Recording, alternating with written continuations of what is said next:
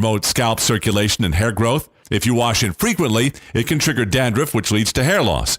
Would you believe that nearly 2% of all the country's greenhouse gas emissions are a result of people just needlessly warming up their cars? Intelligence for your life on the John Tesh Radio Show. Don't miss this stuff. All right, 20 minutes after 11 o'clock. Thank you for tuning in this morning. I think I just cut our guest off from chatting with you off the air, Robin. I apologize for that. Our next guest is on the phone. Her name is Shari Plunkett. She is the CEO of Third Box Pregnancy Clinics. And I was just reading the information about Third Box. I was curious where the name came from.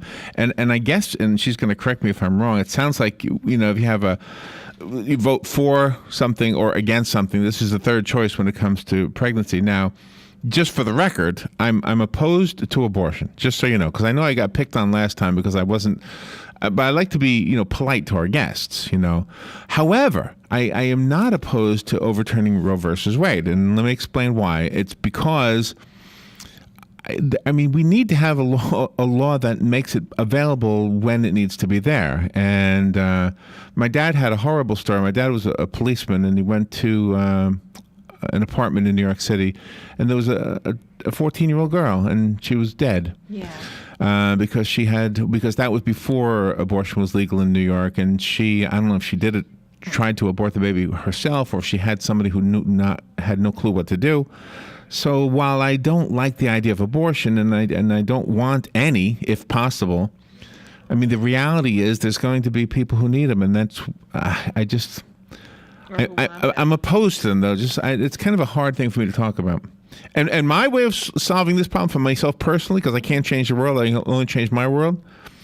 I was very, very selective. Never mind. Gets into stuff. Shari Plunkett, probably ratings. She's the CEO of Third Box Pregnancy Clinics. Let's talk about the kind of care women with unintended pregnancies need. And it's the Third Box, actually. Good morning, Shari. How are you? Good morning, Larry. Where are you? Yes.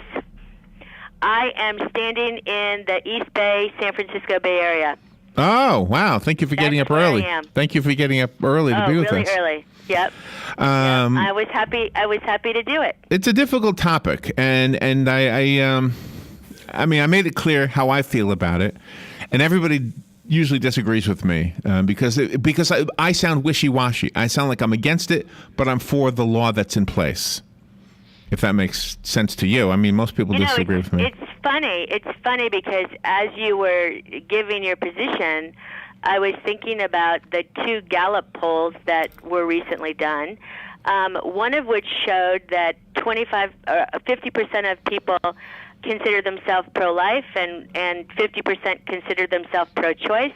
And that's why there's such a huge divide and why the culture war rages and has been raging for years and years and years. Mm-hmm. But then they did another poll, and they asked people, what percentage, do you believe abortion should always be legal under every circumstance, or do you believe abortion should always be illegal under every circumstance?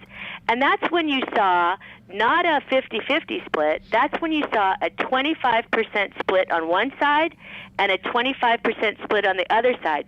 Those folks were absolutists.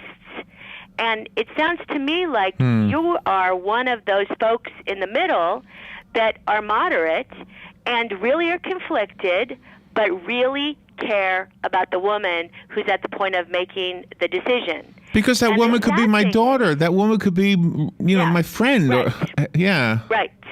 And we need to care about her in the situation that she's in.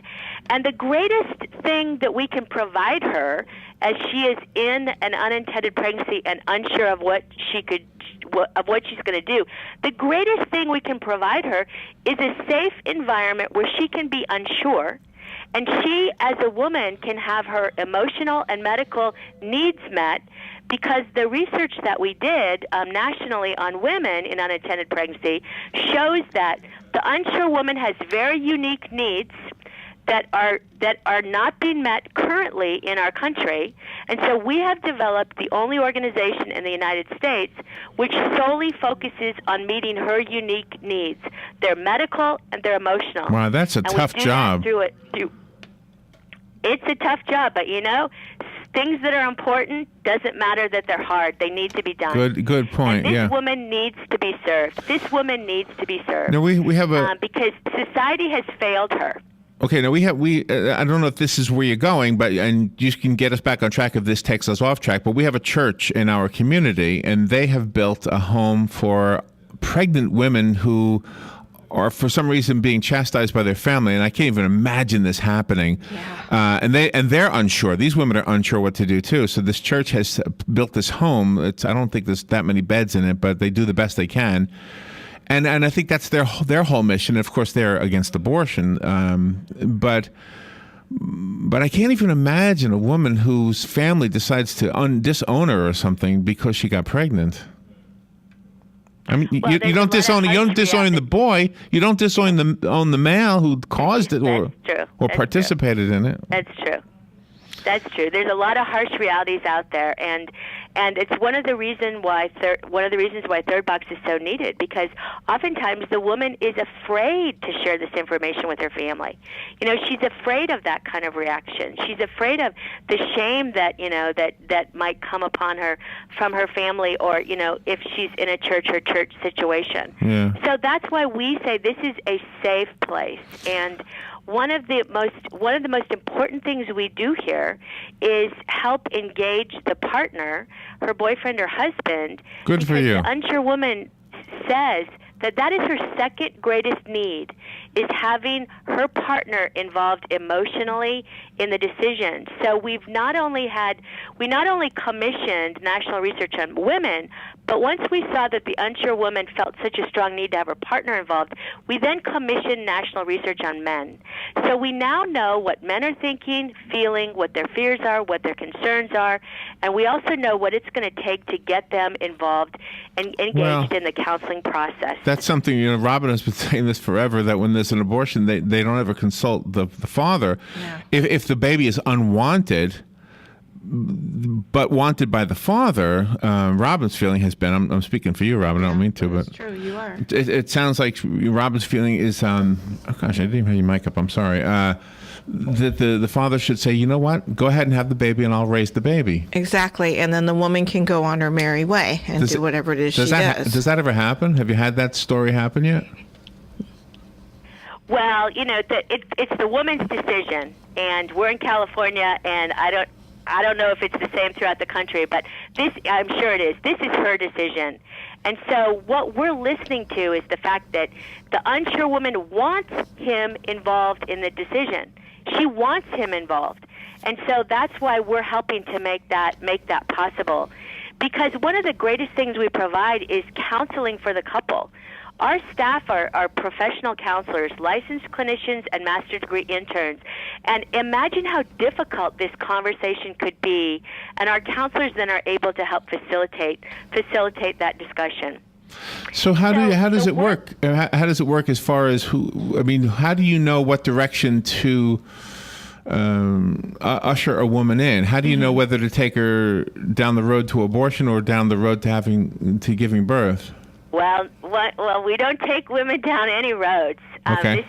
This is professional counseling, and our counseling team are trained, and they're trained to be non-judgmental, accepting, and objective. And they use a very client-centered approach, which is standard professional counseling that enables the woman herself to reach her own conclusion and to make her own decision.